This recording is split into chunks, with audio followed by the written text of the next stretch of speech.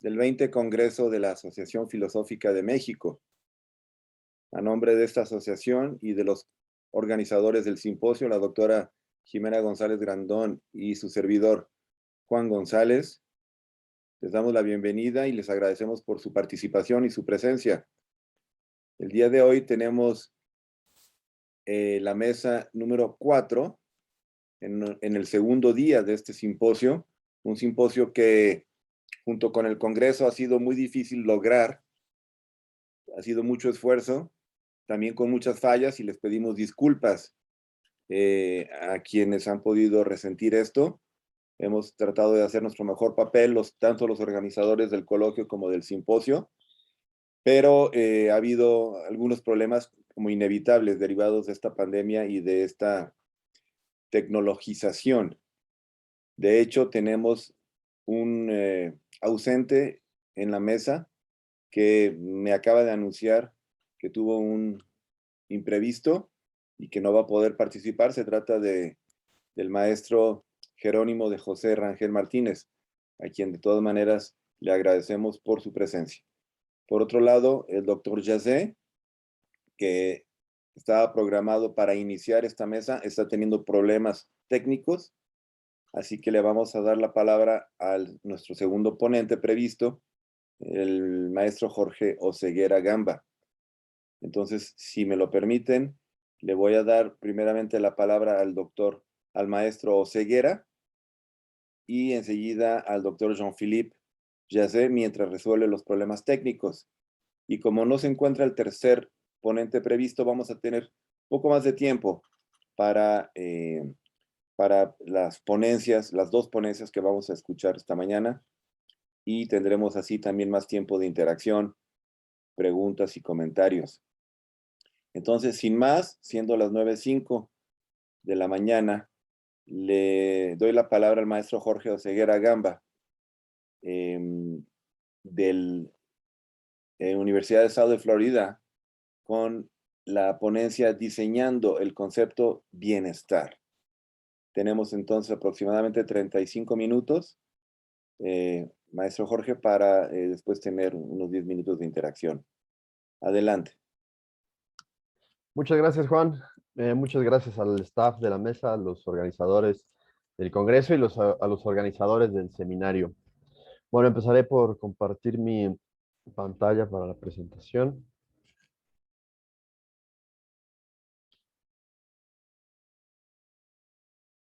Listo, bueno, espero que ya vean ahí la presentación. El título original de esta plática era Diseñando el concepto bienestar, y esto pues era la plática que iba a dar hace un año, ¿no? Antes de que llegara la pandemia y pospusiera todo esto. Y en este transcurso de este tiempo he estado desarrollando otras ideas sobre el mismo tema y ha evolucionado un poco la charla que iba a dar. Entonces, más que diseñar el concepto de bienestar, lo que voy a estar haciendo es diseñando el concepto de la vida buena, ¿no? Tiene que ver el bienestar aquí también, pero creo que el concepto central no será bienestar, sino vida buena. Y bueno, les adelanto que esto es un resumen básicamente de mi tesis doctoral. Entonces voy a hablar de distintas cosas que, bueno, muchos de los aquí presentes ya han visto en otras ocasiones.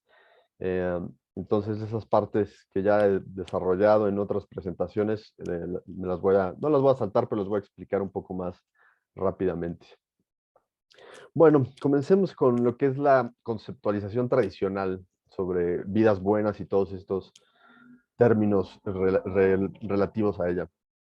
Tradicionalmente se consideran las vidas buenas como este conjunto en el cual dentro tenemos las vidas valiosas. Perdón, se me salió la presentación. Un segundo.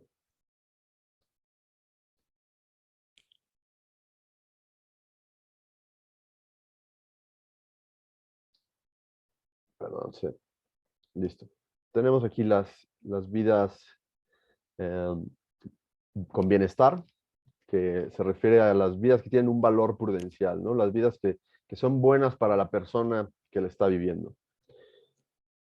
Y dentro de vidas buenas también tenemos otro subconjunto que son las vidas virtuosas, que estas tienen un valor moral, ¿no? No necesariamente son vidas buenas para la persona que está viviendo, pero son vidas que son buenas en ese sentido moral. Puede haber este empalme entre las vidas virtuosas y las vidas con bienestar, ¿no? Es posible tener bienestar y al mismo tiempo tener una vida virtuosa, que sea buena moralmente. Y por otro lado, otro concepto que se ha desarrollado un poco más recientemente, que es las vidas con significado o las vidas con sentido. Estos son como tres tipos de vidas que tradicionalmente los filósofos consideran buenas, ¿no? Y las consideran todos estando dentro de las vidas, lo que se considera como vidas buenas. Entonces, esta es la conceptualización tradicional que voy a atacar, voy a sugerir una nueva manera de entender la relación entre todo este tipo de vidas. Y creo que esto va a ser útil porque nos va a ayudar a avanzar en el debate que lleva estancado mucho tiempo. Nos va a ayudar a enfocarnos en las cosas que son importantes de las vidas buenas. Nos va a ayudar también a entender nuestros juicios sobre ciertos casos particulares y creo que nos va a ayudar también a estudiar el bienestar. Entonces, esto es lo que voy a argumentar. Muy bien, pues empecemos con qué es el bienestar, cuáles son las teorías del bienestar, ¿no? Me refiero aquí nada más a las vidas que están dentro del círculo azul, que es un subconjunto de vidas buenas, como tradicionalmente se entiende. Entonces, este debate lleva por lo menos 2500 años, ¿no? Lleva estancado, así, ha habido básicamente las mismas posturas desde entonces, puede rastrear hasta Sócrates, tal vez hasta antes, y como Hayburn lo ha llamado, Hayburn es uno de los filósofos más importantes en este debate hoy en día. Él lo ha llamado la madre de todos los pantanos, ¿no? Así de estancado está este debate. Entonces, lo que voy a tratar de proponer es reconceptualizar todos estos términos que estamos utilizando para tratar de avanzar un poco en este debate. Entonces, voy a explicar las principales teorías del bienestar. Hay distintas, ¿no? Hay mezclas de estas, hay eh, otro tipo de teorías, pero estas me parece que son las principales, ¿no? Son el hedonismo, la teoría de la satisfacción del deseo y la teoría de la virtud. Entonces, empecemos por el hedonismo. El hedonismo se podría entender como una teoría que dice que una vida buena es una, una buena vida, ¿no? En este sentido de estar nada más disfrutando, se enfoca en que la vida se sienta bien, ¿no? Entonces, algo así, una caricatura de esta teoría podríamos imaginar a alguien en la playa, disfrutando el calorcito con una bebida, ¿no? Las experiencias que está teniendo son placenteras, ¿no? Tienen esta cualidad fenomenológica que se siente bien. Pero bueno, esto es, como decía, una caricatura, ¿no? No necesariamente esta es la única manera de llevar una vida con bienestar. Podemos pensar también, no sé, en un monje budista, ¿no? Que no está teniendo estos placeres físicos, sino esta como ataraxia, este bienestar que se basa en una tranquilidad. Eso también es algo que se siente bien, ¿no? No necesariamente tienen que ser estos placeres más básicos, más animales. Y bueno, en medio hay muchísimos tipos de placeres, ¿no? Se puede considerar como placer también ciertos placeres intelectuales, como el disfrutar, leer un libro, entender una teoría, apreciar una obra de arte. Todo eso se entiende como placer en el hedonismo, y mientras más placer haya en una vida, más bienestar habrá en esa vida. Entonces, esta es una teoría del hedonismo. Otra es la teoría de la satisfacción del deseo, ¿no? Aquí estos teóricos dicen, bueno, no todo es sobre placer, no hay muchas cosas que nosotros queremos lograr que tal vez no necesariamente se sientan bien, ¿no? Tal vez escalar una montaña es un objetivo que nosotros tenemos y tal vez todo ese proceso no se siente bien, pero, pero cuando lo logramos es algo que queríamos lograr y al lograrlo tenemos una mejor vida, ¿no? Aumenta nuestro bienestar. Entonces, cualquier deseo, cualquier, cualquier cosa que queramos que logremos, eso cuenta como contribuir a nuestro bienestar. Se pueden dar teorías híbridas entre las dos, ¿no? Hay debates entre estas dos teorías. Por ejemplo, el hedonismo dice, bueno, sí, es importante lograr cosas, pero es importante porque cuando lo logramos se siente bien. Eh, Entonces hay todos estos debates entre estas dos. Y por último tenemos la teoría de la virtud, ¿no? Que empieza con Aristóteles, bueno, desde Sócrates, pero Aristóteles la desarrolló más. Y la idea aquí es que una vida es buena o mala dependiendo de cuánta virtud haya en esa vida, ¿no? Para Aristóteles, algo central es desarrollar estos hábitos positivos que nos van a ayudar en muchos de nuestros ámbitos de la vida.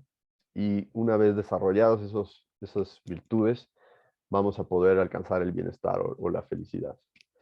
Entonces podemos pensar en personas, no sé, como Nelson Mandela, ¿no? Él es un paradigma de persona virtuosa, que es una persona buena, que tiene ciertos hábitos, ciertos rasgos de carácter que hace que su vida funcione bien y que tenga bienestar.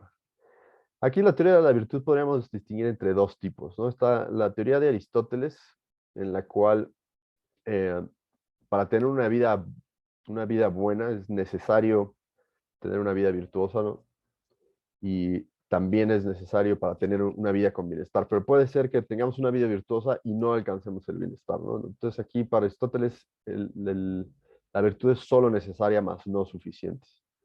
Tiene que haber otras cosas como lograr alcanzar cierta felicidad, sentirse bien, tal vez alcanzar ciertos logros, pero no es suficiente la virtud. En cambio, para los estoicos, la virtud es suficiente y necesaria para tener una vida buena, una vida con bienestar. Entonces, estos tres tipos de vidas para los estoicos son una misma, son coextensivas. Entonces, para ellos, con que tengamos virtud, vamos a tener bienestar y una vida buena. No importa que todas las cosas vayan mal, si tenemos virtud, eso no nos va a afectar a nosotros y vamos a poder alcanzar una vida con bienestar. Entonces, creo que este meme puede ejemplificar bien cómo ha sido el debate milenario en este tema. Todas las teorías atacan a las otras, ser los farsantes, ¿no? Decir, no, tu teoría no es buena por esto, esta teoría tampoco es buena por esto otro. Y lo que hacen básicamente es análisis conceptual, ¿no? Están pensando el concepto que tenemos de bienestar, pensando lo que dice una teoría sobre eso y tratar de encontrar como contradicciones o casos en los que nuestro, sí, casos en los que el concepto que está proponiéndose no encaje con nuestros juicios sobre estos casos. Entonces, para hacer esto, normalmente recurren a experimentos mentales. Eh, por ejemplo, veamos el caso de la máquina experiencial, ¿no? Este es un contraejemplo que normalmente se le pone al hedonismo. Entonces, imagínense la Matrix, ¿no? Nos dan la oportunidad de entrar a la Matrix o esta máquina, la cual nos va a alimentar con puras experiencias placenteras, puras experiencias positivas, todo se va a sentir bien, vamos a tener la ilusión de que estamos logrando todo lo que queremos y por lo tanto eso se siente bien, vamos a sentir placer todo el tiempo básicamente y lo más importante, ni siquiera nos vamos a acordar de que nos conectamos a la máquina, ¿no? Vamos a creer que eso es la realidad. Entonces, los críticos dicen que el hedonista está forzado a decir que deberíamos de conectarnos, ¿no? Que todas las personas, si el hedonismo fuera cierto, entonces decidirían conectarse a la máquina experiencial. Y esto parece contraintuitivo, ¿no? Muchos querrían decir que no, muchos se rehusarían a conectarse a la máquina experiencial. Este es un ejemplo de Robert Nozick y él lo que argumenta es que la realidad es algo muy importante para los seres humanos y que por eso muchos no se conectarían a esta máquina. Y bueno, esto es especulación de su parte, ¿no? Nunca nos da evidencia empírica al respecto, pero como voy a explicar al rato, ya hay cierta evidencia empírica sobre cómo reaccionan las personas en la vida real a estos casos. Otro experimento mental es el del malvado feliz, en inglés es el Thriving Wicked, no supe bien cómo traducirlo, pero piensen en este personaje, Hans Landa, que aparece en Bastardos sin Gloria, ¿no? Es un general nazi, eh, pues muy malo, una persona moralmente mala porque está exterminando nazis, está matando a muchos inocentes, pero él es bastante feliz, es bastante exitoso en lo que hace en su vida. Eh, Le va muy bien, todo está yendo bien en su vida, no es muy exitoso haciendo lo que hace, pero pues es una persona muy mala. Entonces, los teóricos de la virtud usan este ejemplo para decir, miren, a pesar de que está yendo muy bien, tal vez experimenta mucho placer, tal vez está logrando todo lo que quiere, pero es una persona muy mala. Vean lo malévolo que es este personaje. No podríamos decir que tiene una vida buena. Pero por otro lado, muchos usan el mismo ejemplo y dicen, no, sí, a pesar de que no tiene virtud, es una persona que es muy feliz, ¿no? Tiene mucho bienestar. Entonces esto es una prueba de que la teoría de la virtud es falsa. Entonces, cada lado puede utilizar este ejemplo y tratar de sacar ciertas intuiciones de las personas.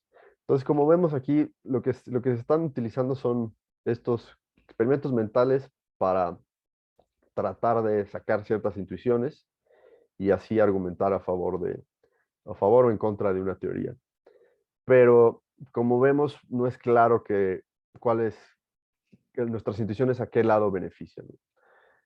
Entonces, creo que esto es parte de la razón por la cual está estancado el debate, porque se está basando nada más en las intuiciones de los filósofos y las asunciones que hacen sobre cuáles son las intuiciones de las demás personas.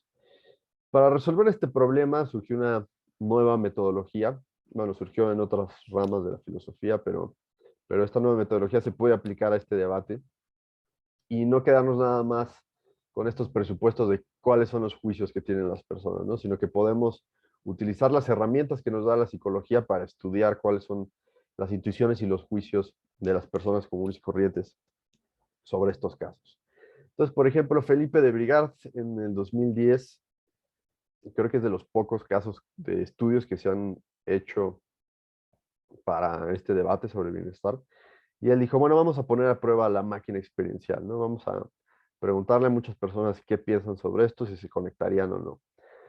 Entonces, tenían dos grupos básicamente. El primer grupo les preguntó, bueno, les explicaban lo que es la máquina experiencial y les preguntaban, ¿te conectarías a la máquina experiencial? Y como Robert Nozick predijo, la mayoría respondieron que no.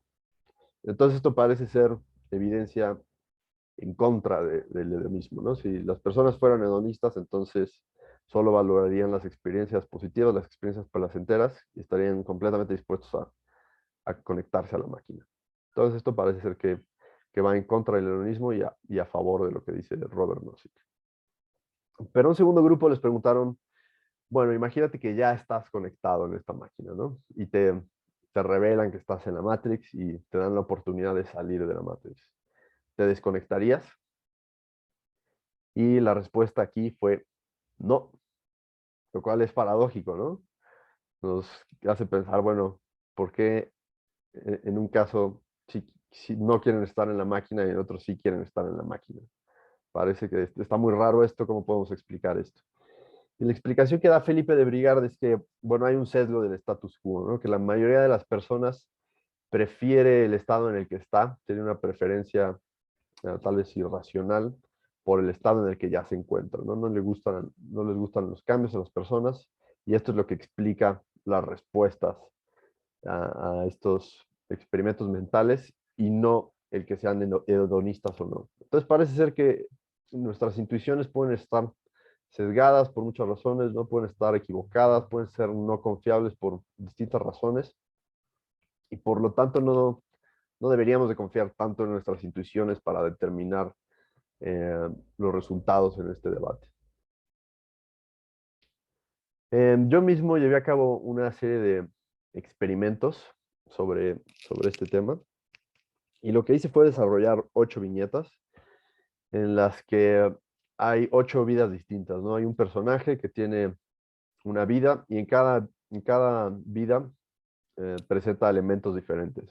Entonces, por ejemplo, en la primera vida, el personaje experimenta mucho placer, tiene mucho éxito y aparte tiene mucha virtud, ¿no? En la octava vida tiene todo lo contrario, tiene sufrimiento, tiene dolor, fracaso y es una persona con muchos vicios. Y en medio tenemos todas las otras posibles combinaciones, ¿no? Entonces, por ejemplo, en la vida 4 es una persona que tiene placer, pero no es exitosa, ¿no? Fracasa mucho y aparte muy viciosa. Entonces, lo que hice fue preguntarle a muchas personas. El primer estudio fue con estudiantes de la universidad en la que daba clases y el otro fue con una muestra muchísimo más amplia de todo Estados Unidos. Y los resultados fueron muy similares. Pero lo que hacía era presentarles estas vidas y pedirles que las calificaran en cuánto bienestar tenía esa persona del 1 al 7. Y estos fueron los resultados. Aquí tenemos las distintas vidas. Están en inglés, pero bueno, aquí pueden ver que en la más baja, a la que menos bienestar le atribuían era la que tenía mucho dolor, mucho vicio y fracaso, ¿no? Esta decían que era una vida con, con nada de bienestar. Y en el otro extremo tenemos en la que había placer, había virtud y había éxito. Esa era la que más calificaban como vida con bienestar. Y en medio estaban todas las demás. Y un fenómeno que me surgió que es bastante interesante es que no importaba tanto cuál era el elemento que tenían positivo, sino cuántos elementos positivos tenían, ¿no? Aquí podemos ver que cuando había dos elementos positivos, por ejemplo, en esta había, eh, aquí hay un error, perdón. Aquí debería de ser, bueno, veamos esta. Aquí hay placer, éxito. Aquí hay virtud y éxito. Entonces aquí debería de haber virtud y placer. Sí, aquí en vez de ser vicio es placer. Entonces aquí, siempre y cuando haya dos elementos, las personas la calificaban como una vida con bienestar, ¿no? Aquí el 4 es como el umbral. Más de 4 era con bienestar y menos de 4 era sin bienestar. Y cuando había solo un elemento, sí se consideraba como con un poco, um, con menos ausencia de bienestar que cuando no había ningún elemento, pero no se consideraba como con bienestar. Cuando había dos, ya se tomaba como bienestar. Entonces parece que ninguno de estos elementos es esencial para la manera en que las personas comunes evalúan el bienestar. Parece que todos estos elementos son importantes, ¿no? En el análisis estadístico encontramos que todos estos elementos eran significativos, tenían un efecto significativo. El que más tuvo efecto significativo era el éxito, pero bueno, esto se puede deber al contexto cultural. Esa es mi hipótesis, no la he probado. En el futuro quiero hacer experimentos que sean no en Estados Unidos, pero en otras partes del mundo para ver si esto cambia. Pero en Estados Unidos el elemento con efecto más significativo fue el éxito. Pero bueno, si pensamos en la cultura gringa, ellos son muy orientados a, bueno, alcanzar lo que uno quiere, ¿no? A tener éxito. Entonces eso es lo que puede explicar este efecto. Pero bueno, creo que la conclusión que podemos sacar aquí es que ninguna de estas teorías que podemos llamar esencialistas tienen un apoyo de estos resultados, ¿no? Parece ser que todos estos elementos son importantes para las personas, pero ninguno es el determinante o el elemento necesario para tener una vida con bienestar. Entonces esto no resuelve mucho el debate. Afortunadamente hay otra nueva metodología que es la que me gustaría aplicar, que se llama ingeniería conceptual.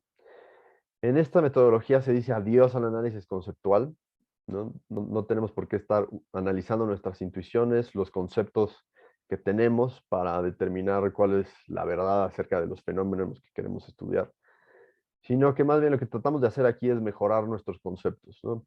Podemos, pueden ser deficientes nuestros conceptos porque pueden estar sesgados por distintos factores psicológicos o por nuestro ambiente cultural, por distintas cosas, ¿no? Entonces lo que tenemos que hacer es agarrar estos conceptos, determinar para qué los queremos, qué queremos que hagan y diseñarlos de manera que nos sirvan mejor para nuestros propósitos. Entonces podemos hacer una analogía con cualquier herramienta, ¿no? Tenemos esta sierra.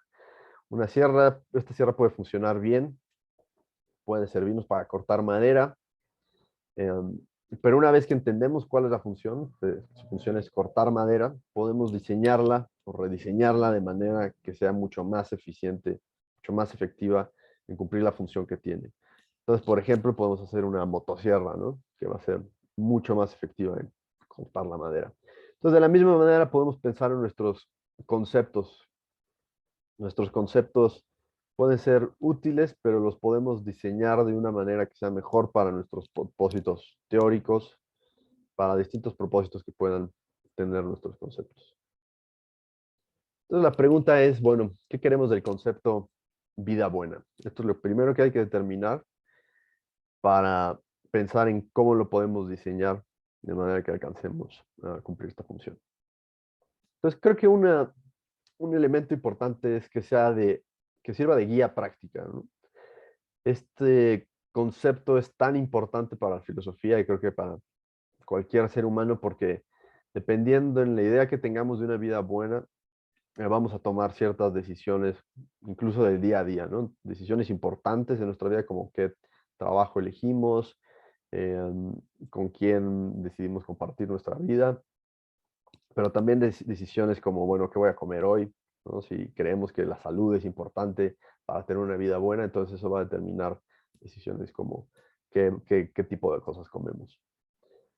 Por un lado es que sirva de guía práctica, también que nos ayude a entender nuestros juicios, que explique por qué tenemos los juicios que tenemos sobre ciertos casos, como los que les presenté de los experimentos mentales. Queremos también que nos ayude a avanzar en este debate que está avanzado, digo estancado, y nos ayude a estudiar el bienestar, ¿no? Que nos dé herramientas conceptuales para estudiar este fenómeno y poder entenderlo mejor y que a su vez esto nos sirva de guía práctica. Entonces estas creo que son las cuatro puntos principales. Si se les ocurre alguna otra función que queremos que cumpla este concepto, me gustaría escucharlo. Pero estas son las cuatro en las que me voy a enfocar. Entonces, bueno, pensando también en el estudio del bienestar, lo que hice en uno de mis capítulos, que es algo que ya he presentado en distintos foros, incluidos en el 5, fue revisar lo que hace la psicología positiva, ¿no? La psicología positiva es una rama de la psicología relativamente nueva que de hecho se dedica a estudiar lo que es el bienestar, la felicidad y todos estos conceptos relacionados. Y lo que hice fue tratar de entender cuál es el objeto de estudio de esta disciplina que no está muy bien definido y lo que encontré, o la manera en que lo traté de definir, es que la psicología positiva estudia procesos causales autosustentables compuestos por 4 categorías de elementos. Una son rasgos positivos. Esto puede ser cualquier rasgo de carácter, de personalidad, como ser extrovertido, ser altruista, ser amigable, ser honesto. Aquí pueden entrar todas las virtudes, ¿no? El segundo son interacciones exitosas con el mundo, como tener relaciones con otras personas que sean exitosas, ya sea en el ámbito eh, familiar, romántico, en el ámbito laboral. También tener proyectos exitosos, ¿no? Que le esté yendo bien a uno en el ámbito laboral, en distintos ámbitos de la vida. Aquí es donde podrían entrar la satisfacción de cualquier deseo, ¿no? Cuando estamos satisfaciendo un deseo, estamos interactuando exitosamente con el mundo. Por otro lado, tenemos sentimientos positivos. Aquí entra el placer y básicamente todo lo que los hedonistas definen como placer, la felicidad, el disfrute, la alegría, cualquier sentimiento o cualquier cosa que se sienta bien, entra dentro de sentimientos positivos. Y por otro lado tenemos actitudes positivas. Esto son eh, maneras en que nosotros eh, reaccionamos al mundo. Puede ser el optimismo, la alegría, la satisfacción, estar satisfechos con nuestra vida, estar satisfechos con un ámbito de nuestra vida, también entra aquí como actitud positiva. Bueno, estos son los 4 elementos que me parece que está estudiando la psicología positiva, estudia la relación entre estos elementos y cómo estos elementos, cuando están conectados causalmente de una manera en particular, lleva a esto que podemos llamar procesos RISA, ¿no? Por el acrónimo de estos 4 elementos. Cuando tenemos este proceso RISA, es cuando tenemos una buena vida. Esto es lo que me parece que está diciendo la psicología positiva. Cuando logramos tener este tipo de proceso causal autosustentable, es cuando tenemos una buena vida. Entonces es una de mis tesis mi disertación de doctorado. Entonces, para entender un poco mejor esto, pongamos este ejemplo, ¿no? Aquí tenemos esta red causal, este proceso causal que Si vemos, tenemos como rasgos positivos que causan interacciones exitosas con el mundo y al mismo tiempo sentimientos positivos. Y aquí se genera una red causal que se vuelve autosustentable, que se retroalimenta. Entonces pensemos en este caso de una abogada ambiental, ¿no? Ella es muy exitosa, le va muy bien, entonces tiene interacciones exitosas con el mundo, es bastante trabajadora, ¿no? Esto es uno de los rasgos positivos que de hecho causan las interacciones exitosas con el mundo. Al mismo tiempo tiene un rasgo positivo como que es amigable, entonces esto también hace que se lleve muy bien con sus colegas y al llevarse muy bien hace también que se sienta bien, que tenga estos sentimientos de alegría y estos sentimientos de alegría hacen que tengan una actitud más optimista en la vida y esta actitud optimista también le ayuda en sus interacciones con el mundo y así podemos ver cómo todas se pueden ir conectando. Y cuando están conectadas de una manera adecuada, se vuelve autosustentable este proceso. Entonces, esta es la manera en que creo que podemos definir vida buena, ¿no? Tener un proceso risa. Y esto creo que está apoyado por toda la ciencia detrás de la psicología positiva. Podemos hablar más a detalle de eso, pero como ya he explicado esto más a profundidad en otros foros, quería explicarlo un poco más, con más brevedad. Entonces, esta es la conceptualización que propongo, ¿no? No es esta primera conceptualización tradicional en la cual las vidas buenas tenían como subconjuntos los otros tipos de vidas, sino lo que quiero proponer es que tenemos este universo de vidas, aquí tenemos el conjunto de, podemos llamar vidas risa o vidas buenas, que son vidas en las que se da estos procesos risa, y además tenemos por acá, por ejemplo, vidas placenteras, ¿no? Que estas serían las que les interesan al hedonista. Hay algunas vidas placenteras que también tienen procesos risa, pero hay otras que no. Hay otras, hay otras vidas en las cuales hay mucho placer, pero el placer no es producto de este proceso risa, ¿no? Puede ser que, no se piense en una persona muy rica, tiene mucho dinero, heredó una gran fortuna y se dedica a pasarla bien. Y no es que tenga un proceso risa, no es que tenga buenas interacciones con el mundo, sino que simplemente su fortuna le permite tener una vida placentera, pero no tiene una vida risa. Luego tenemos vidas exitosas, ¿no? Puede ser que alguien sea exitoso porque tiene todos estos procesos causales dentro de su vida que le ayudan a ser exitosa, tiene buenas actitudes, tiene sentimientos positivos, tiene interacciones positivas con el mundo, pero puede ser que podemos imaginarnos, es una posibilidad, ¿no?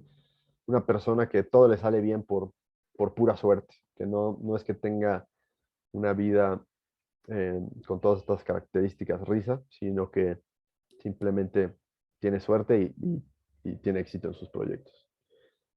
También podemos pensar en las vidas virtuosas, en las que si estas virtudes están también desarrollando sentimientos positivos, actitudes positivas y generan este proceso autosustentable, pero puede ser que haya personas que son buenas, que tienen virtudes y en ese sentido son moralmente buenos, pero todo les sale mal, ¿no? También podríamos pensar en esos casos. Por otro lado están las vidas con significado, que el significado también, los psicólogos han descubierto que las personas que tienen significado en la vida tienen procesos risas, ¿no? Es más probable que les vaya bien en todos los otros ámbitos de la vida. Y así podemos tener muchas más, ¿no? Estos son creo que 4 ejemplos nada más, pero puede haber muchísimas otros tipos de vida. Em, entonces, esto es una manera de entenderlo muy diferente, ¿no? Es muy diferente, por ejemplo, la aristotélica, la estoica, en la cual las vidas virtuosas, las vidas con bienestar y las vidas buenas eran coextensivas. Aquí es una imagen muy diferente. Entonces, aquí, lo que quiero proponer aquí es un pluralismo de vidas buenas. Hay distintas maneras en las que una vida puede ser buena. No tenemos por qué pensar que hay una sola manera de vivir una vida buena. Una vida puede ser buena en un sentido moral, una vida puede ser buena en un sentido prudencial, de tener bienestar, y este sentido también va a ser plural, ¿no? Hay distintas maneras de tener bienestar. Uno es teniendo mucho placer, o otro es teniendo mucho éxito. Y también están las vidas con sentido, con significado. Y como mencionaba, puede haber muchísimas más. Y todo esto va a depender de nuestra diversidad cultural y psicológica, ¿no? Creo que los filósofos se equivocan al pensar que hay un solo tipo de vida y que sus intuiciones y sus juicios que están afectados por su cultura, por su composición psicológica, les, les están dando como cierto acceso a lo que es la vida buena, la buena, la vida con bienestar. Entonces, si tomamos en cuenta esta diversidad cultural y psicológica, deberíamos de aceptar que hay distintas maneras de llevar a cabo una vida buena. Entonces, ¿cuál es el consejo práctico que esto nos da? Si nos fijamos aquí, puede ser que haya distintas cosas que sean valiosas, por ejemplo, la virtud o el placer, pero si nos fijamos, lo importante, si eso es lo que queremos, si queremos mantener placer o virtud, lo que tenemos que hacer es enfocarnos en los procesos risa, ¿no? En ver cómo el placer va a contribuir a nuestro proceso risa, o cómo otro tipo de elementos, por ejemplo, actitudes, pueden contribuir a nuestro proceso risa y eso generar un proceso autosustentable que nos lleve a mantener el placer. Entonces, dependiendo de qué sea lo que nos interesa, bueno, más bien independientemente de qué sea lo que nos interesa, de estos valores, lo importante es lo que todos tienen en común, que es los procesos risa, que son los que van a mantener esos elementos que son los que valoramos en la vida. Entonces, el consejo práctico es fijarnos qué es lo que está sucediendo en nuestros procesos risa y cómo las decisiones que tomamos en la vida contribuyen o no a alcanzar lo que nos parece valioso. Entonces podemos pensar en los procesos risa como el tallo donde florecen estas vidas buenas, ¿no? Una manera un poco más poética de pensar en este consejo práctico. ¿Qué nos dice esta manera de entender las cosas sobre los juicios de los experimentos mentales? Pensemos en la máquina experiencial. Este caso cae aquí en vidas placenteras, pero que no es una vida risa, ¿no? Cuando nos conectamos a la Matrix, no estamos teniendo un proceso autosustentable, estamos simplemente experimentando cosas placenteras, pero esto no está sustentado por procesos risa, sino nada más por la máquina. Y cuando falle la máquina, va a fallar nuestro placer. Entonces, tal vez esto es lo que explica por qué ciertas personas no quieren no quieren conectarse a la máquina, ¿no? Porque prefieren algo que sea más sustentable y que no dependa nada más de una máquina. También explica por qué las personas no querrían salirse de la Matrix. Si ya están ahí, si ya está mantenida la máquina experiencial, bueno, el placer por la máquina experiencial, entonces prefieren no salir porque no saben si en la realidad van a tener una vida risa o no. Entonces prefieren tal vez quedarse en la segura. Vidas virtuosas también, el malvado feliz cae afuera de la vida virtuosa, pero dentro de los procesos risa, ¿no? Entonces, para los que les atrae el hecho de que tiene un proceso risa, esta manera de entenderlo explica por qué nos atrae, por qué creemos que sí tiene bienestar, pero para los que consideran que la virtud es importante, también explica por qué no hay bienestar, ¿no? Porque no hay virtud. Pero bueno, entonces, ¿cuál es la propuesta de cómo avanzar en el debate? Mi propuesta es avanzar superando este debate, ¿no? No asumir que una de estas teorías es la correcta, sino aceptar un pluralismo de vidas buenas. Hay distintas maneras de tener un bienestar y no hay por qué quedarse con una misma. Y lo que hay que hacer es hacer énfasis en lo que tienen en común, que son estos procesos RISA. Y nos ayuda también esta categorización a estudiar las vidas buenas. De hecho, si analizamos la psicología positiva, podemos ver que hay distintas tradiciones que se enfocan en ciertos tipos de vidas, ¿no? La psicología hedónica se enfoca en las vidas placenteras, la psicología eudaimónica se enfoca en las vidas virtuosas, los herederos de la logoterapia se enfocan en las vidas con significado. Igualmente esto creo que abre muchas posibilidades de estudiar distintos tipos de vidas que tal vez ni siquiera hemos imaginado, ¿no? Entonces deberíamos estar abiertos a estudiar distintos tipos de vidas buenas. Bueno, como conclusiones, tenemos un pluralismo de vidas buenas que nos sirve como guía práctica, ¿no? Nos dice que nos enfoquemos en nuestros procesos risa, nos ayuda a entender nuestros juicios sobre ciertos casos, nos ayuda a avanzar en el debate y nos ayuda también a estudiar el bienestar. Bueno, espero que haya sido claro. Creo que pasé un poco rápido por ciertas partes, pero podemos aclarar más en la sección de preguntas y respuestas. Muchas gracias.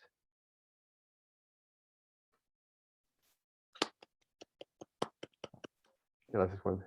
Muchas gracias, maestro Ceguera. Estamos casi en el tiempo, así que tenemos 10, 12 minutos para intervenciones, ya sea de parte del público o de la mesa. Quisiera darle prioridad a la mesa. Se encuentra aquí el doctor Jacé. Tengo entendido que el maestro Nino Rosanía también estaba por aquí como invitado, pero no lo veo. Adelante, si gustan, compañeros, hacer alguna pregunta o comentario.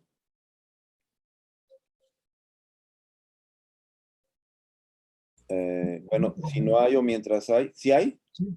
Ah, Puedo adelante, preguntar doctor. a Jorge, ¿qué hace con los casos un poco atípicos de vida buena? Por ejemplo, ¿qué será la vida buena por un masoquista?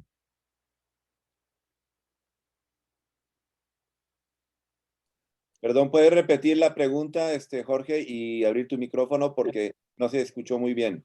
Sí, Ok. perdón, tenía el micrófono silenciado, pero sí escuché bien la pregunta. Si quieren, la repito, la reformulo Sí, para para el que... público, por favor. Sí, la pregunta es, ¿qué hacemos con ciertos casos en los que tal vez podríamos decir, bueno, no es claro si hay vida buena o no, como en el caso de un masoquista, ¿no? ¿Qué está pasando aquí? Y creo que es un caso interesante, ¿no? Y todo depende de cómo entendamos el dolor y cómo entendamos qué es lo que está viviendo el masoquista. Porque si por un lado el masoquista le gusta el dolor, ¿no? Pero ¿cómo que le gusta? Significa que siente placer al experimentar dolor. Entonces, si siente placer, entonces parece que, pues sí, podría entenderse como un tipo de vida buena, ¿no? Hay una vida placentera, es una manera muy extraña, muy poco común de obtener placer, pero hay placer, ¿no? Entonces, yo creo que por ahí podría ir la respuesta. Tal vez aquí van a entrar en juego ciertos detalles de cómo definamos una vida placentera. Una manera estándar de definirla sería, sí, bueno, cuando hay más placer que dolor. Entonces, tendríamos que ver exactamente qué está sucediendo con el masoquista. Si el placer que experimenta es mayor que el dolor que experimenta, entonces sí hay más placer que dolor y por lo tanto hay una vida placentera. Creo que por ahí podría ir la respuesta a esa pregunta, pero sí me parece que es interesante reflexionar sobre ese tipo de casos que podrían ser paradójicos. Muchas gracias, Jean-Philippe. Muchas gracias. Antes de pasar la palabra al público, como miembro de la mesa, yo también quería reaccionar justamente sobre la lámina de la psicología positiva y el proceso risa. A mí digamos, me atrae esta propuesta, este proceso claramente dinámico y autocrítico, que creo que sí me parece definitivamente una ayuda, una buena herramienta, ¿no? El proceso risa para alcanzar lo que podemos llamar una vida buena. Sin embargo, en cuanto al contenido de cada uno de estos subprocesos, me llama la atención, quisiera reaccionar a dos de ellos. El primero, que es el rasgo positivo, mencionas ahí el altruismo, por ejemplo, como un rasgo positivo. Yo en lo personal he estado durante muchos años en contra de esta idea de que el altruismo sea necesariamente un rasgo positivo. De hecho, a mí me parece que es más constructivo o más positivo un egoísmo positivo, es decir, un egoísmo bien asumido en donde el bienestar de los otros puede ser visto como una condición necesaria para nuestro propio bienestar, pero siempre partiendo de nuestro propio bienestar, que en última instancia es en donde se traduce, digamos, ¿no? Y creo que Stephen Stitch también lo considera así hablando perdón, del egoísmo psicológico, no tanto moral. Entonces también creo que habría que distinguir el egoísmo moral del psicológico, y lo que él decía o dice es que hasta la Madre Teresa en ese sentido es egoísta, ¿no? ¿Por qué? Porque no podemos escindir racionalmente agencia de resultado, digamos. Es decir, tenemos que estar motivados racionalmente para poder justificar la acción que emprendemos, de manera que si tenemos una buena razón y no es un acto simplemente aleatorio, entonces tendríamos que asumir siempre un origen, digamos, egoísta, por lo menos a nivel psicológico. Yo me atrevería a decir que también podemos ir más allá y pasar al dominio de lo moral y seguir defendiendo un egoísmo, pero positivo, ¿sí? En donde, repito, consideramos el bienestar del otro como una condición necesaria para el nuestro propio, de manera que se puede hacer un egoísmo virtuoso, ¿no? Eso en cuanto al altruismo, porque me parece que muchas veces se da por hecho, se da por sentado, que es un rasgo positivo en sí mismo. Y para mí eso solamente nos lleva a la confusión. Y esto incluye las relaciones personales. Y justamente hablando de las relaciones personales, esto me lleva al segundo elemento, su proceso, creo que es el I, que es la interacción, y tú hablas de interacción exitosa. Curiosamente, no, o sea, no estoy muy seguro qué significa eso. A lo mejor en la cultura de los vecinos del norte sí significa algo concreto. Para mí, que más bien he vivido en México y, bueno, también en Estados Unidos, pero también sobre todo en Europa, yo diría que una interacción íntima con otros, ¿no? Es decir, significa íntima en un sentido amplio, ¿sí? Me parece que sería más elocuente que una interacción exitosa. Es decir, no estoy seguro qué significa exitoso en este sentido. Y tú sabes que las relaciones sociales se consideran las íntimas, las importantes, como lo más valorado por el ser humano, ¿no? En general, por encima del poder, el dinero, el sexo, etcétera, ¿no? Entonces, ¿tienes algo que decirme en cuanto a esto, el altruismo, y la interacción exitosa? Sí, muchas gracias. Creo que son muy buenos puntos. De hecho, sobre el punto del altruismo, simpatizo mucho con tu manera de verlo. Y creo que justo este marco conceptual nos puede dar una, creo que puede ser una muy buena herramienta para avanzar esta propuesta que tú tienes, ¿no? Creo que no nos debemos de quedar nada más en ver los procesos risa a nivel individual, sino ver cómo distintos procesos risa interactúan entre ellos, ¿no? De hecho, creo que si vemos los procesos risa, nunca van a estar completamente aislados. Siempre van a haber interacciones con otros individuos, con los sentimientos que causan en otras personas, cómo esos sentimientos causan actitudes en esas personas con respecto a nosotros.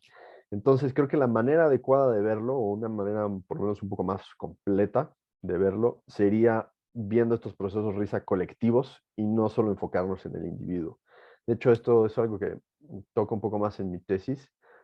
Una de las críticas a la psicología positiva es que es muy individualista, ¿no? Y creo que es una crítica bastante válida, creo que se enfoca mucho en el individuo y si utilizamos este marco conceptual o esta manera de entender las vidas buenas, podemos ver que hay procesos colectivos también y eso nos ayudaría a ver más, sí, cómo estamos interconectados y cómo nuestro bienestar depende también del bienestar de los otros.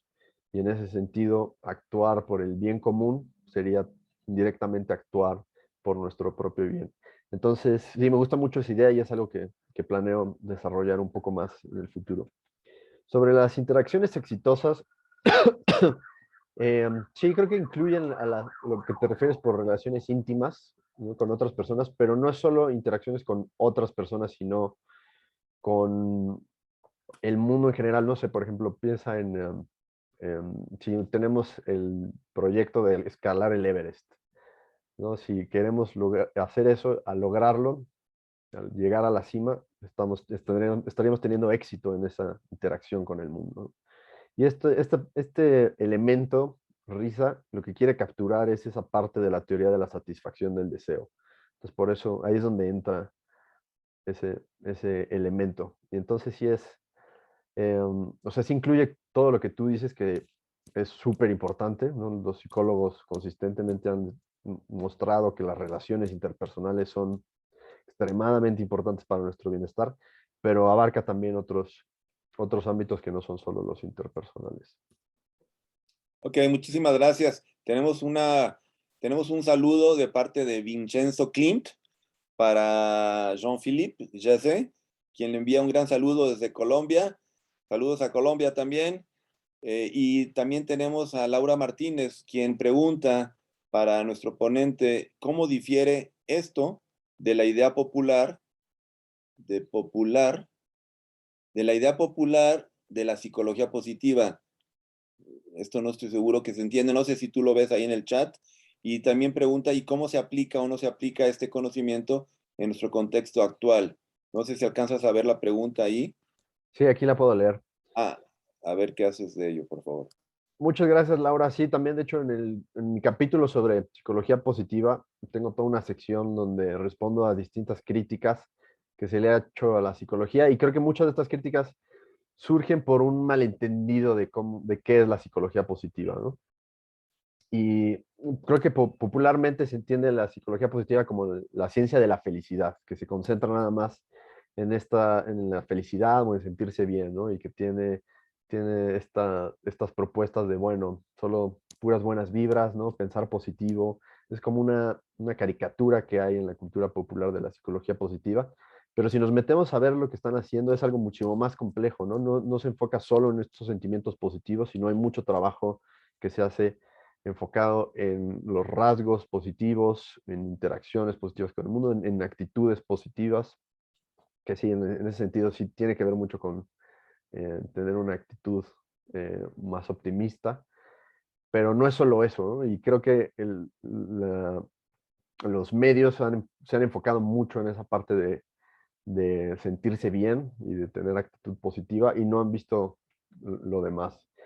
Entonces, creo que sí difiere bastante lo que estoy proponiendo con cómo se entiende popularmente la psicología positiva. Es algo mucho más complejo, más holístico, no nada más enfocado en el bienestar. Entonces, por eso yo no la llamaría, no solo enfocado en la felicidad, perdón, yo no lo llamaría ciencia de la felicidad, sino ciencia, pues sí, tal vez del bienestar, pero creo que decir bienestar no explica mucho, ¿no? Creo que la mejor manera es entenderlo como estudio de estos procesos risa. ¿Cómo se aplica o no se aplica el conocimiento de nuestro contexto actual? No me queda muy claro qué quieres preguntar con eso, pero creo que si lo entendemos de esta manera, nos llevaría a aplicarlo de maneras distintas a las que se está aplicando hoy en día. Entonces, no sé, una aplicación muy popular ha sido en empresas, ¿no?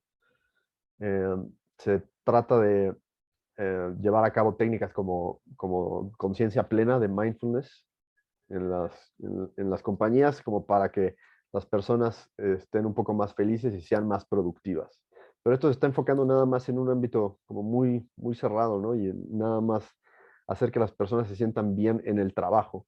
Pero si lo que queremos es hacer que las personas, de hecho, tengan una vida mejor, las intervenciones no deberían de ser nada más en el ámbito laboral, ¿no? Sino las empresas deberían de pagarles mejor a los empleados para que puedan desarrollar todo este proceso risa de una manera más robusta y no nada más sentirse bien en el trabajo, ¿no? Entonces, creo que si lo entendemos de esta manera un poco más completa, más holística, podríamos llegar a aplicaciones un poco más eficientes y más duraderas que las que se están usando hoy en día con la psicología positiva. Muchas gracias. Estamos ya sobre el tiempo. Quizás podríamos tener una última breve intervención, pregunta, comentario, y si no, daremos paso a la siguiente ponencia ya, porque estamos sobre el tiempo. Creo que no tenemos preguntas por parte de Facebook. Bueno, perdón, entonces vamos a agradecerle a nuestro ponente, maestro Jorge Oseguera Gamba, y vamos a pasar a la segunda ponencia de esta mañana. Decíamos en un inicio que tuvimos la cancelación de último minuto de la ponencia del maestro Jerónimo de José Rangel.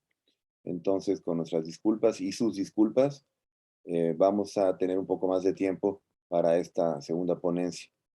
Entonces, tenemos 40 minutos en principio. Doctor Jazé, el doctor Jean-Philippe Jazé, viene de la Universidad Autónoma del Estado de Morelos, y en particular del Centro de Investigación en Ciencias Cognitivas. Bienvenido, doctor Jazé, quien nos va a presentar el flow o estado psicológico óptimo como su ponencia. No te escuchamos.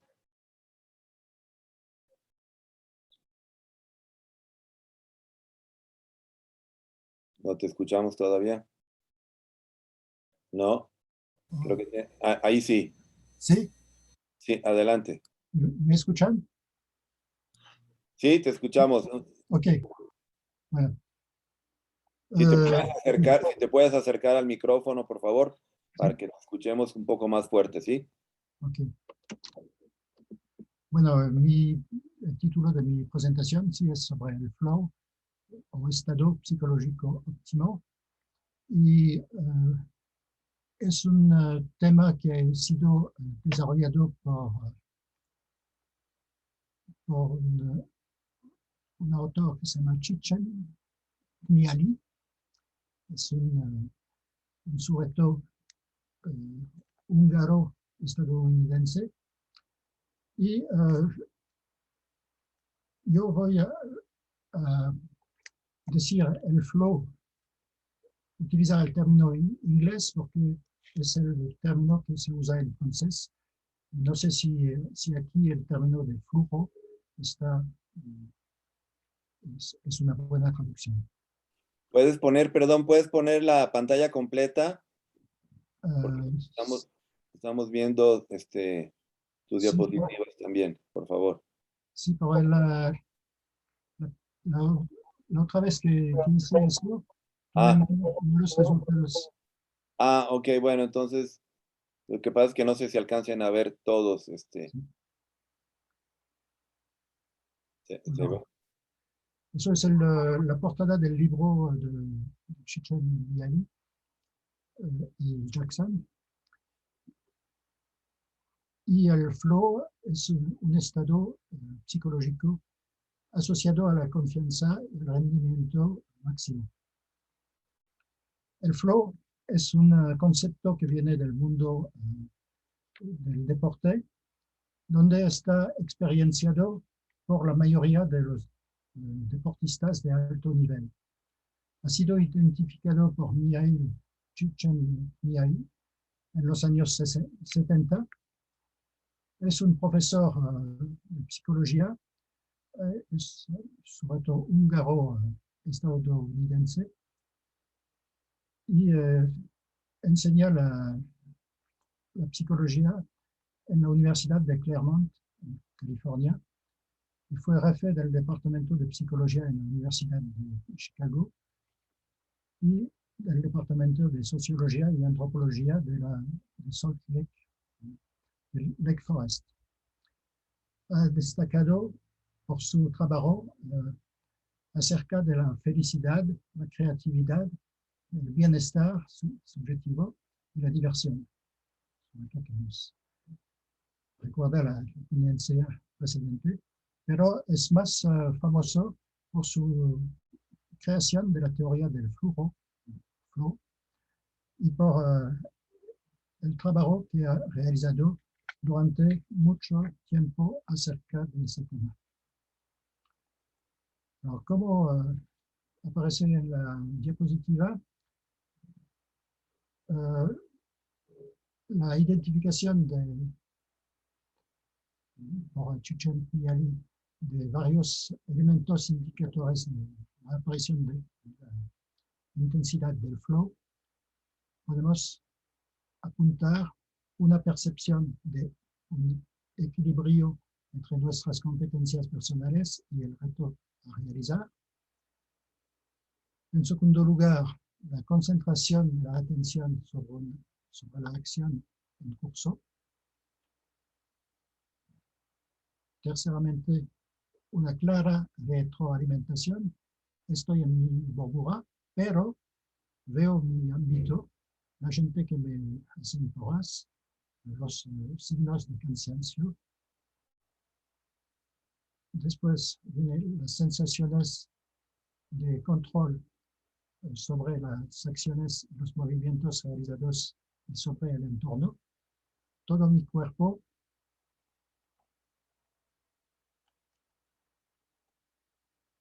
está,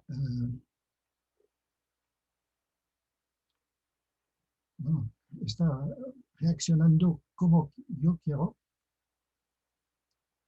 y sobre todo hay una ausencia de estrés, angustia y aburrimiento. Una percepción de las emociones positivas, bienestar, placer. Según los autores, Jackson y Csikszentmihalyi, el flow puede definirse como un estado de equilibrio perfecto entre las exigencias de una tarea y las competencias personales.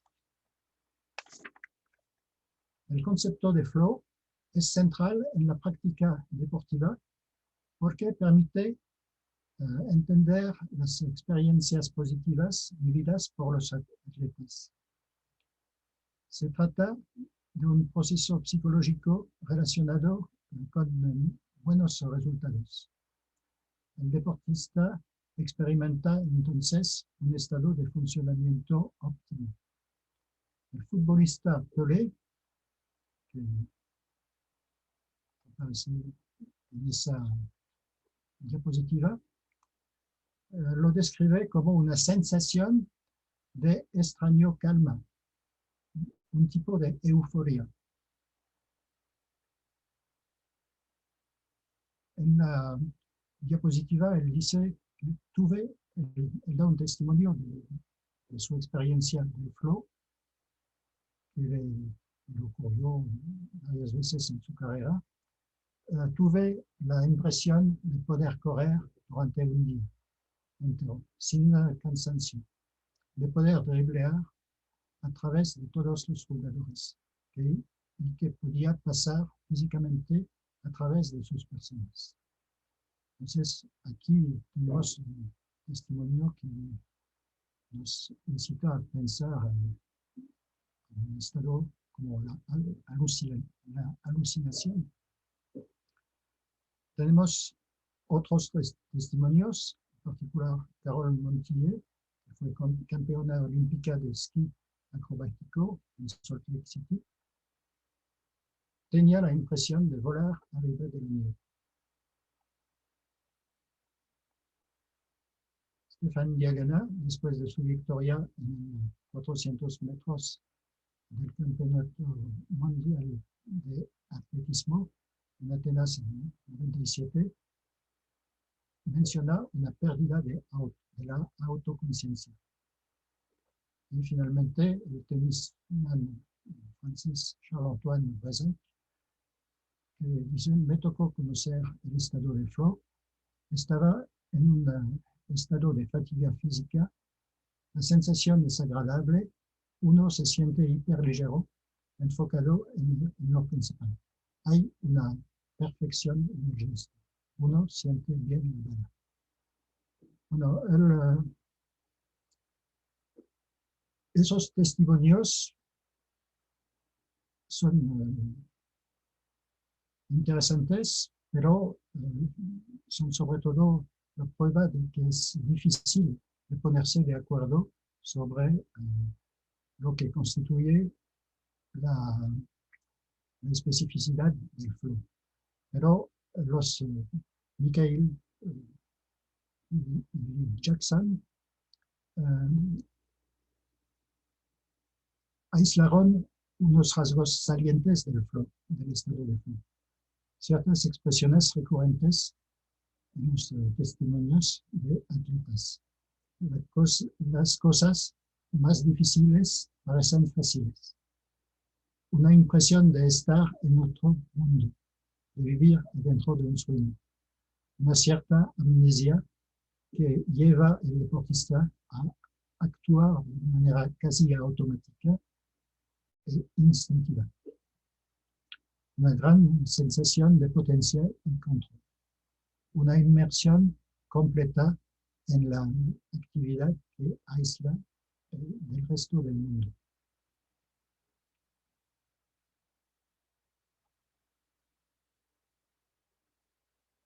Bueno, en el estado de flow, el deportista parece poder realizar su actividad en condiciones extremadamente favorables, como son, por ejemplo, la concentración, la automatización de los movimientos, el placer, la sensación de equilibrio entre el reto y sus capacidades. Jackson y Csikszentmihalyi, en su libro de 1999, muestran que la experiencia del flow es muy valiosa y que algunos atletas tratan de prolongarla en la perspectiva de quedar en un nivel muy elevado. El estado de flow o estado psicológico óptimo orienta la atención de los individuos hacia el aspecto positivo de cada situación. Además, favorece el desarrollo de dichos elementos positivos, su familiaridad y su movilización en ciertas circunstancias de la vida. El estudio del flow orienta la atención de los individuos hacia los aspectos positivos de cada situación. Además, favorece el desarrollo de dichos elementos positivos, la familiaridad y la movilización de ciertas circunstancias de la vida. El psicólogo Daniel Goleman, autor de La inteligencia emocional, explica que el estado de flow, las tareas más complicadas son resueltas con un gasto mínimo de energía, lo que procura esta sensación de facilidad. En este estado, más los individuos son concentrados sobre las tareas, más sus cerebros se tranquilizan. Es decir, que la excitación cortical disminuye. Goleman habla de un oasis de eficacia cortical. Los testimonios de los deportistas que conocieron el flow enseñan la falta de coherencia en la explicación del fenómeno, como si los testigos fuesen fascinados por lo que les ocurrió. Hemos visto que Tolle habla de flow como de una sensación de extrema calma y euforia que podía ir hasta la alucinación. Carole Montier, campeona de esquí en Salt Lake City, habla de su impresión de volar.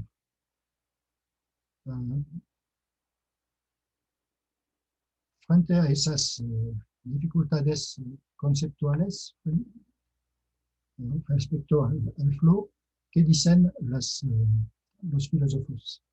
Para traer claridad sobre ese tema, ¿quién mejor que Martin Heidegger y su especialista Hubert Dreyfus?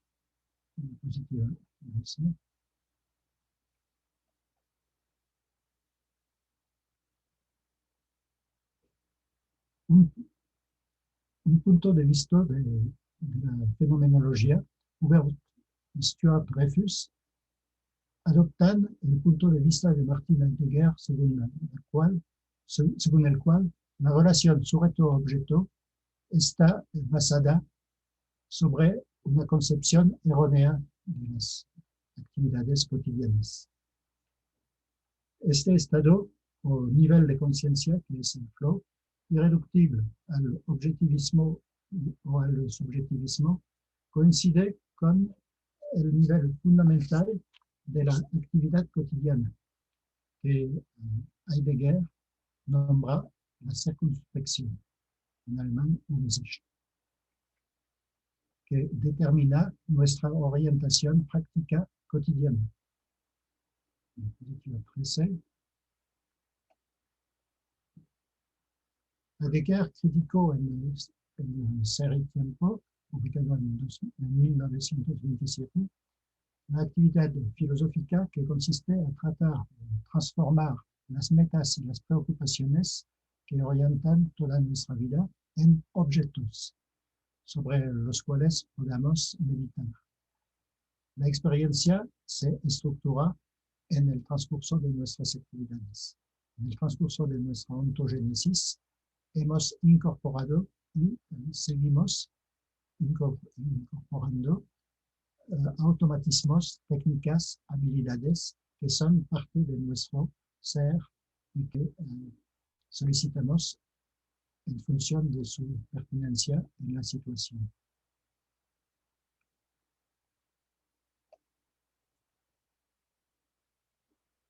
La sensibilidad a las situaciones corresponde a lo que Heidegger llama la preocupación, en alemán Sorge. No estamos afuera de la situación en un papel contemplativo, estamos inmersos en la situación. Y la estructura de la situación nos hace ver lo que es pertinente de hacer. Estamos inmersos en la situación y significa que no hay distancia entre el sujeto y la situación.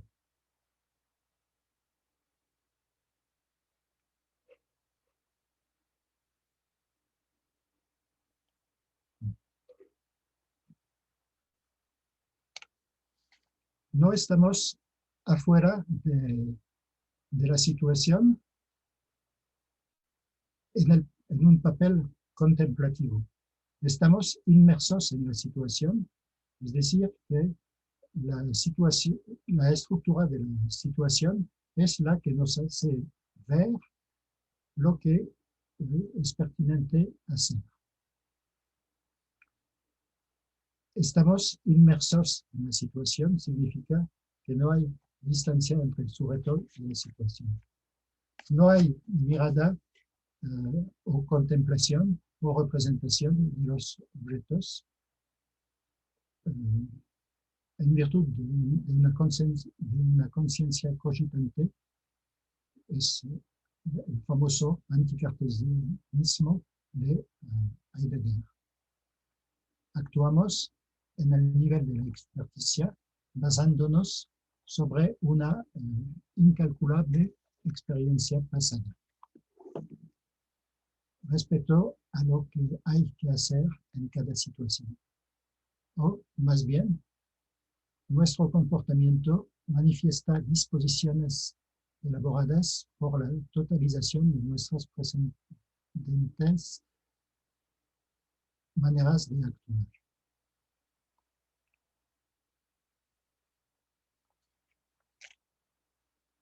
Heidegger no niega que somos conscientes, él solamente dice que solo ciertas formas de conciencia tienen un contenido intencional.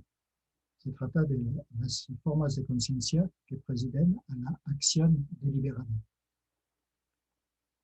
En Sein und Zeit, su libro de 1927, él enseña cómo la mayoría de nuestras acciones o actividades, es decir, como la más grande parte de nuestra manera humana de ser, Dasein, de ser en el mundo, debe ser descrita sin recurrir a un contenido intencional.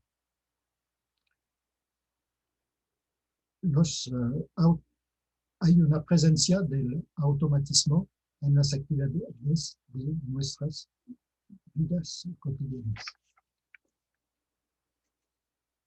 Nuestras actividades cotidianas son ocasión de adquisición y perfeccionamiento de actitudes, pero no consisten necesariamente en la aplicación de reglas como en el caso de la operación de un programa por una computadora.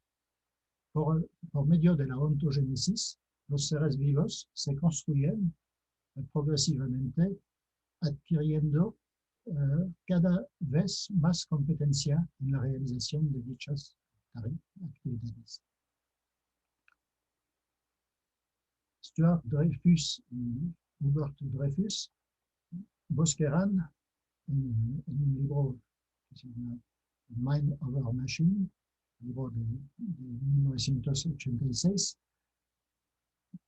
una teoría de la actividad cotidiana presentando 5 fases por las cuales pasa un sujeto adulto en el aprendizaje de una nueva habilidad.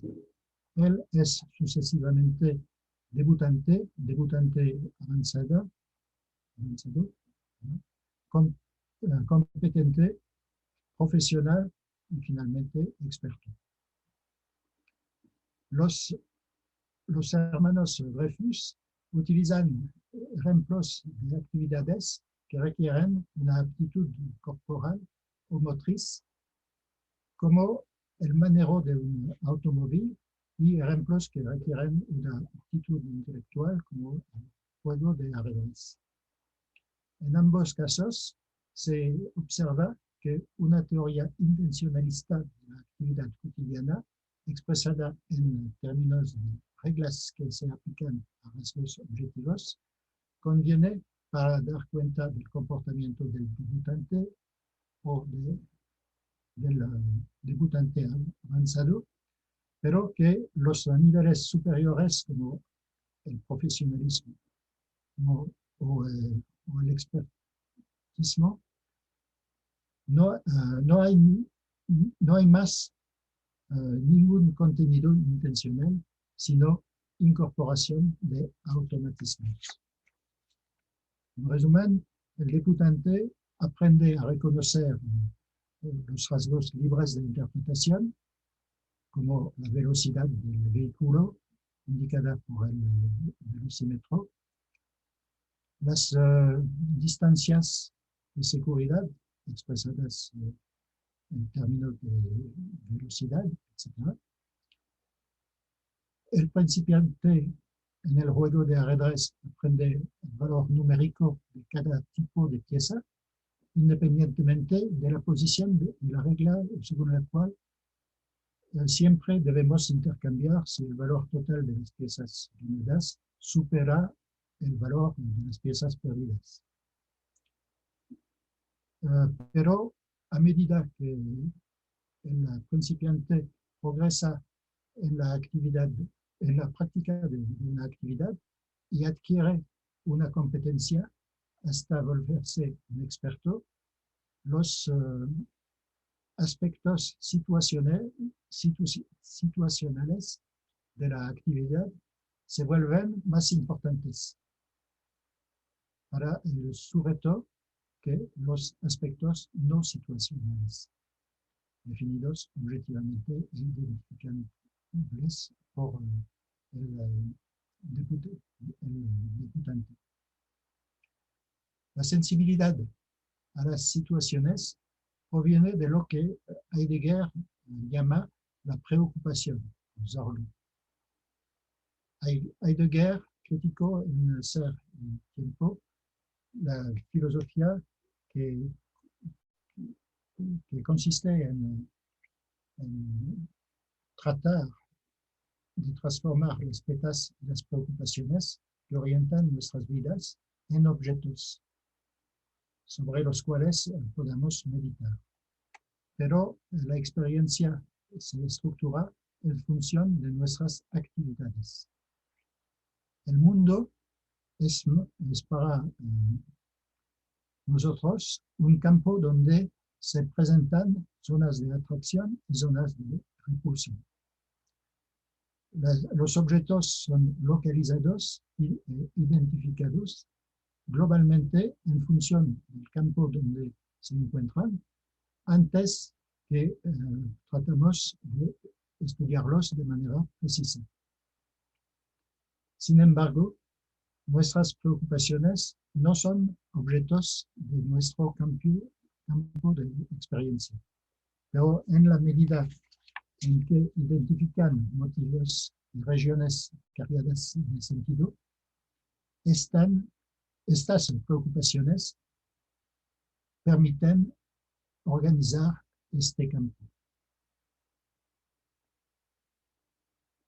La memorización progresiva de un gran número de situaciones consideradas en su globalidad y no en función de sus aspectos particulares constituye la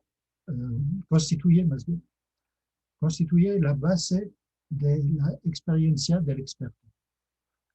El profesional o el experto inmerso en el mundo de su actividad especializada dispone de una experiencia suficiente de numerosas situaciones para dar una respuesta intuitiva inmediata a una situación particular. El maestro internacional de ajedrez o el chofer de taxi tienen en la gran mayoría de las situaciones un sentido irresistible de la mejor forma de actuar. En general, la mayor parte de las actividades de un adulto, conducir un automóvil, convivir, caminar en la calle, etc., se sitúan a nivel de la experticia. Aunque el debutante en una nueva actividad tenga que concentrar su atención sobre rasgos y características del dominio de la habilidad, así como sobre objetivos o metas definidas, parece que la mayor parte de nuestra actividad no consiste en una interacción entre un sujeto con un mundo objetivo, sino como un flujo de actividad de sujetos inmersos en el mundo.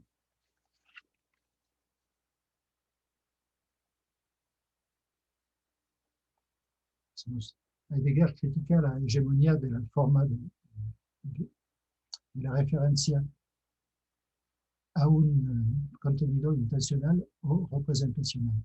La idea de un sujeto que tendría vivencias intencionales solo en su esfera, sin estar afuera, quedándose encerrado en una caja, es algo sin sentido, que desconoce la estructura ontológica fundamental del ente que nosotros mismos somos. Esa cita viene de los problemas básicos de la fenomenología, que es el curso que Heidegger enseñaba en 1927, al momento que fue publicado Sein und Zeit. La forma de intencionalidad privilegiada por Heidegger no es tampoco la intencionalidad de la práctica, concebida como una experiencia de un sujeto independiente que sería la causa consciente de sus acciones, que ocurre solamente en el caso relativamente excepcional de la acción deliberada. Debemos rechazar la idea de un sujeto que se mantendría afuera del mundo, miraría las cosas y las situaciones a partir de un puesto de observación neutro y actuaría siempre de manera deliberada. Más bien, lo que se produce y se impone a nosotras está prescrito por la estructura de la situación en la que estamos. Fuera del caso límite de la acción deliberada, en la cual la experiencia de la acción es una experiencia de la intención en acción propia a un individuo, causando su propio movimiento, nuestra conducta, es una actividad dirigida sin carácter de evento mental, interior, privado, consciente de sí mismo y separado de las cosas del mundo. Se trata de una experiencia cualitativa del mundo, una sensibilidad a la especificidad de la situación, en la habilidad a reaccionar a una situación de la vida cotidiana. La experiencia en acción es la experiencia de un flujo regular de habilidad respondiendo a la prevención de la mente. La experiencia de la acción puede frecuentemente ser descrita como la experiencia de una recalibración de nuestras actitudes en función de las exigencias prescritas por una situación determinada. La estructura de una situación solicita el cuerpo de un individuo, cuya actividad consiste sobre todo en una rectificación de sus actitudes y movimientos con el fin de establecer una relación satisfactoria con el ambiente. Generalmente, estas actividades de rectificaciones de nuestras actitudes son inconscientes o no nos dan la sensación de esfuerzo. En contraste, en los casos difíciles, tenemos que movilizar nuestra atención y pasar a una intencionalidad deliberada de tipo sujeto-objeto. El hecho que nuestras acciones se prestan a una descripción en tercera persona no nos autoriza a pretender que todas nuestras acciones son acciones deliberadas y que la intencionalidad primordial es la intencionalidad mental o representacional. Heidegger prefiere dar la prioridad a la intencionalidad del Dasein, es decir, de la manera humana de ser, ¿no?, que es la intencionalidad de la experiencia de una situación determinada. Sin embargo, Heidegger precisa que dicha experiencia no es un flujo indiferenciado, pues la habilidad a reaccionar en las situaciones humanas toma en cuenta los intereses del individuo. Lo que da a nuestras acciones este carácter de acciones voluntarias o deliberadas es que nuestras reacciones frente a situaciones de tensión se pueden leer o describir como la búsqueda consciente de un estado homeostático para el individuo. En esto, nuestra conducta está dirigida. Si preguntamos a un individuo lo que está haciendo, podrá dar una respuesta en términos mentalistas, segmentando lingüísticamente el flujo de sus actividades.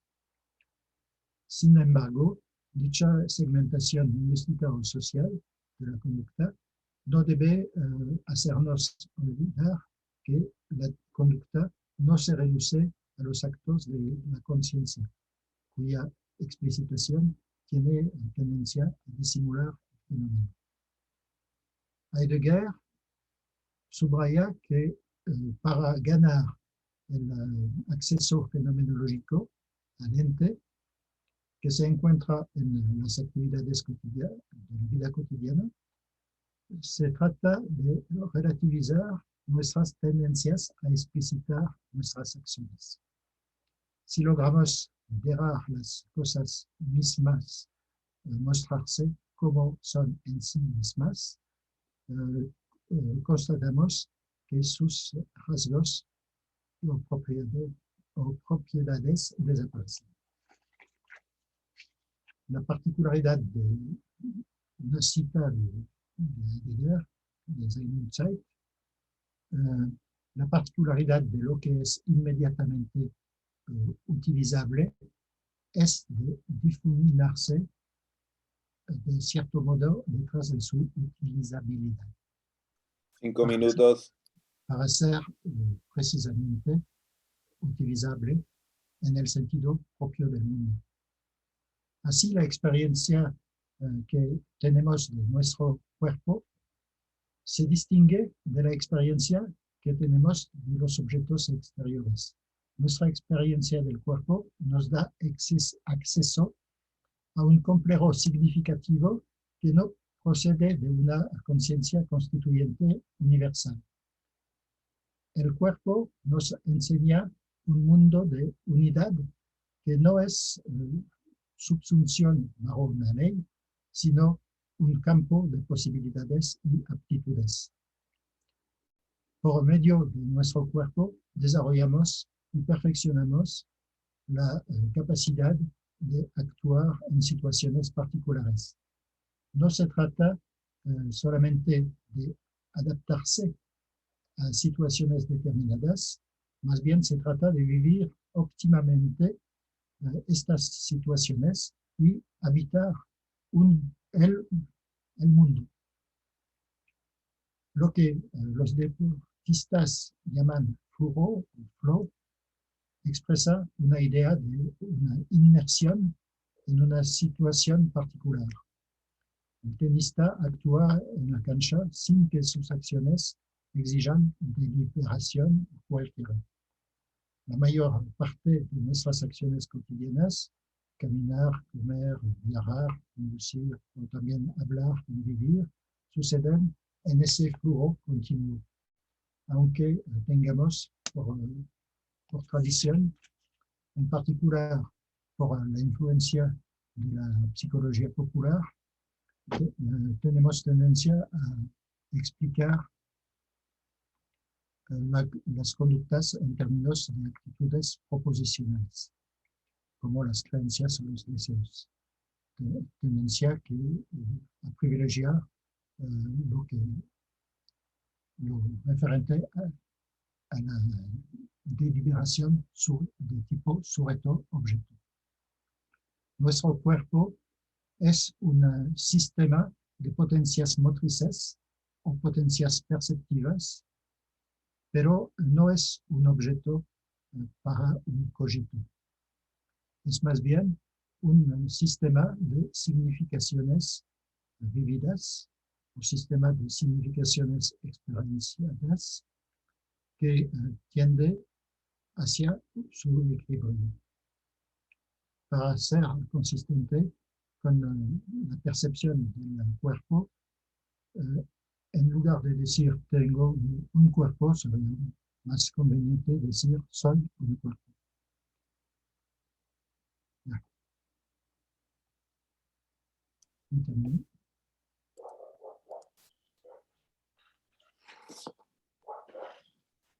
Muchas gracias al doctor Jazé por esta ponencia que nos refresca la cognición, otra manera de entender la cognición, que en realidad tiene ya bastante tiempo, pero que efectivamente ha estado relegada. Gracias por rescatar estos conceptos y relacionarlos críticamente con el concepto de flow en el ámbito del deporte, algo creo que muy original y muy oportuno. Nos pregunta Mevlana,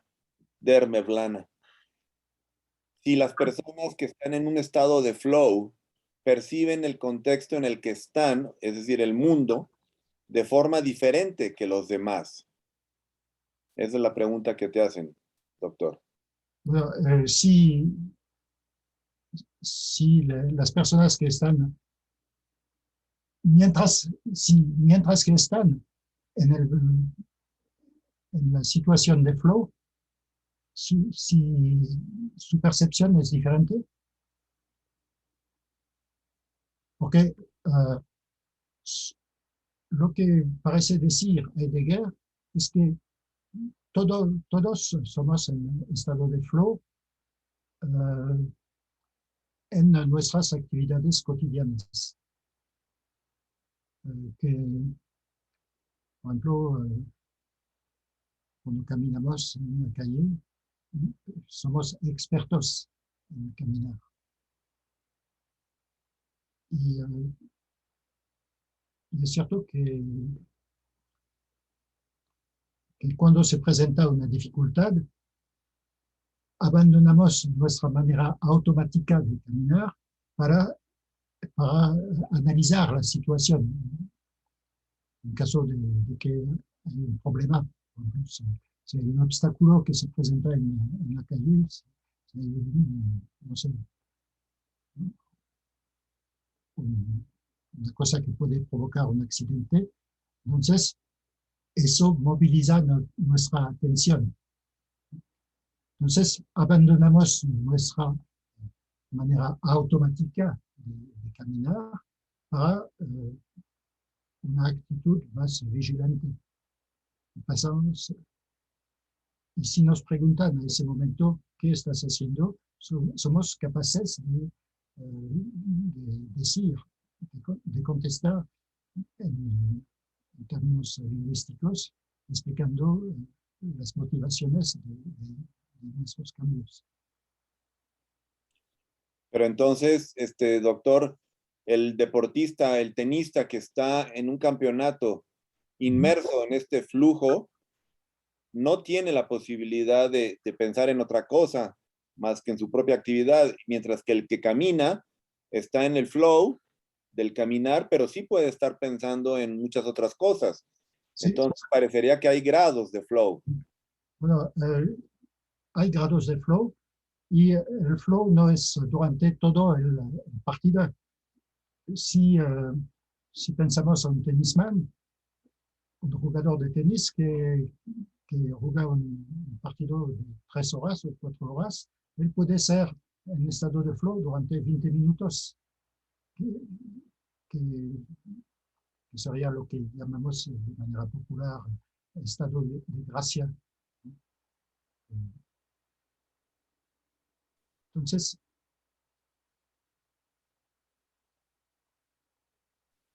¿sí? ¿Es todo? Sí, entonces no...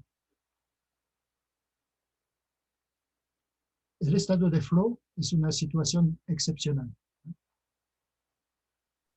Lo que pasa es que parecería contradecir lo que dijiste sobre el flow en la vida cotidiana. Sí. Pero en la vida cotidiana automatizamos la mayoría de nuestras acciones. Si nos preguntan cuántas veces deliberamos en un día, vamos a ver que ocupa unos pocos minutos, unas horas máximo. Ya, muy bien. Entonces entenderíamos el automatismo como quizás el primer paso hacia el flow, ¿no? Sí. Pero bueno, vamos a dejar este espacio para la siguiente pregunta de parte del maestro Nino Rosanía, quien nos dice que la pregunta está relacionada con Alba Noe en torno a los hábitos como senderos cognitivos, ya sea en expertos y en novatos. La pregunta es, ¿cuál sería la relación entre los hábitos, como los de Pelé, y los estados de flow?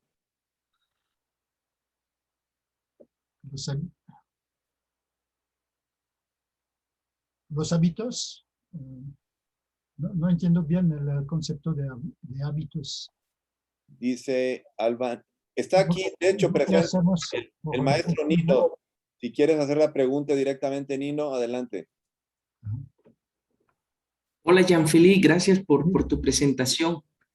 Sí, va en el sentido de Alba Noe, cuando habla en este libro de Fuera de nuestra cabeza, ¿no? Los hábitos como senderos cognitivos que de alguna manera permiten optimizar las actividades, en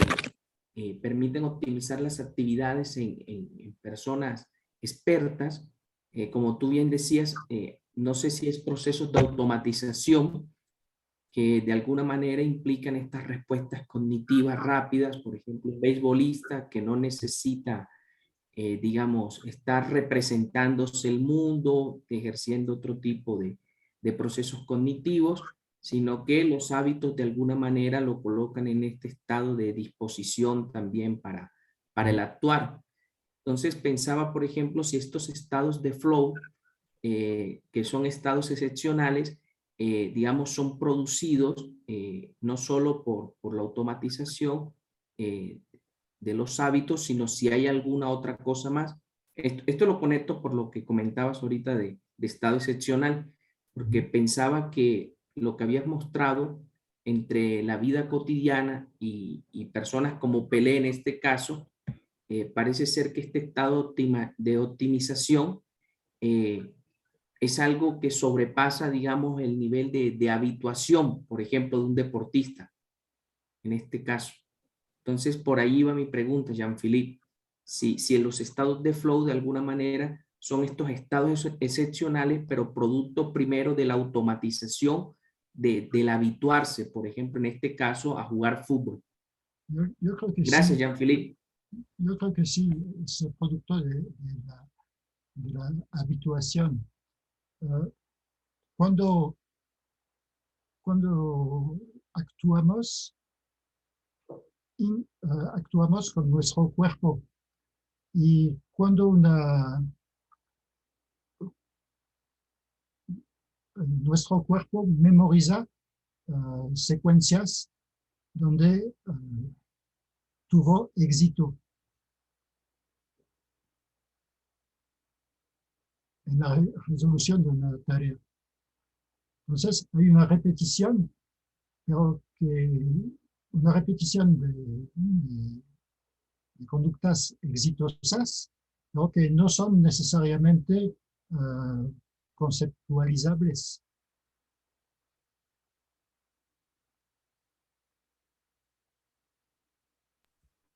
Sí, muchas gracias, Jean-Philippe. Esa era mi duda allí, pero gracias.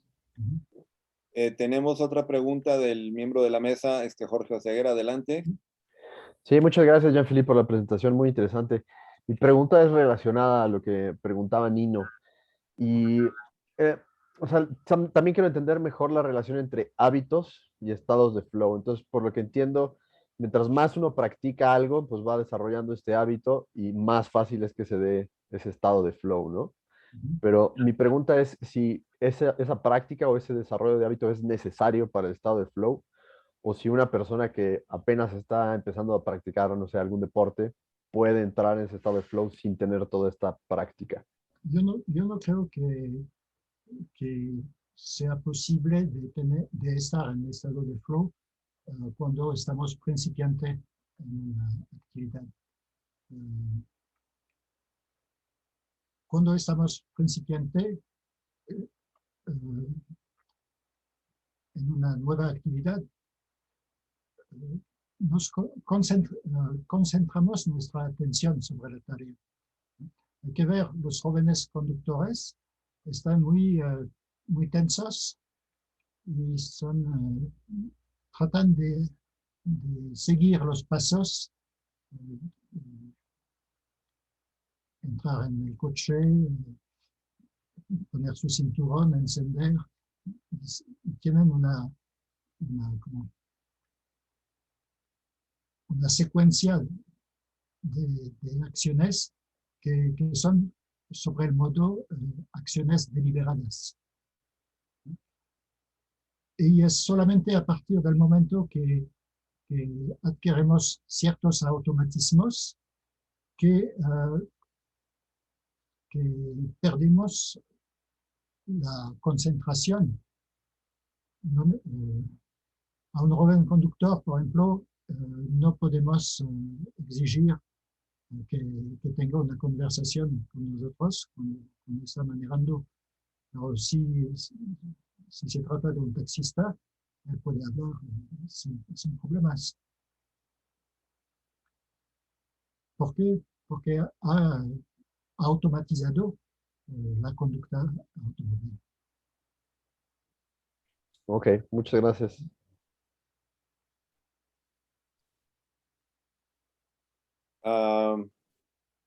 Bueno, estamos llegando al final. Yo quería, si me lo permiten, decir que en el estado de flow, como nos lo presentas, Jean-Philippe, también tiene, de cierta manera, vamos a decir, correlatos objetivos en el mundo. En el caso, por ejemplo, del ajedrecista de alto nivel, el gran maestro, pues se ve en el tipo de movidas, ¿no? que realiza y en su eventual triunfo. Pero, por ejemplo, en el caso del béisbol y también del tenista, cuando se le pega a la pelota, como pones ahí en uno de los rasgos, con potencia y con control, ¿sí? Esto es porque la pelota rebota contra la raqueta o contra el bate de béisbol en un lugar llamado sweet spot, en inglés, el punto dulce. Y ese punto, si bien tiene una ontología propia y muy singular, ¿sí? Porque no es que exista independientemente de la acción que le da lugar, se puede también objetivar porque se escucha. Al parecer, me decía un amigo que es fanático de béisbol que los locutores, desde que le pegan los beisbolistas a la pelota, por el solo sonido, se sabe si va a ser un hit, ¿no? O sea, un home run porque la voló, digamos, fuera de la cancha, ¿no? Puro sonido. Entonces, creo que es bien interesante poder conjuntar el estado de flow como algo que por parte de la gente cognoscente, pero también los correlatos objetivos, ¿no? Que demuestran que estamos en ese estado. Sí.